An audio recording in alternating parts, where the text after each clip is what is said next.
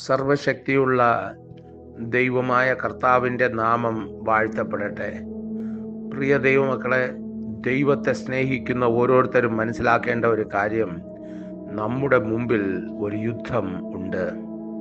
ആ യുദ്ധം നമുക്ക് പോരാട്ടമുള്ളത് ജഡരക്തങ്ങളോടല്ല, വാഴ്ചകളോടും അധികാരങ്ങളോടും സ്വർലോകത്തിലെ ദുഷ്ടാത്മ സേനയോടും അത്രയെന്ന് എഫേസ്യർ 6-ാം അധ്യായം പറയുന്നുണ്ട്.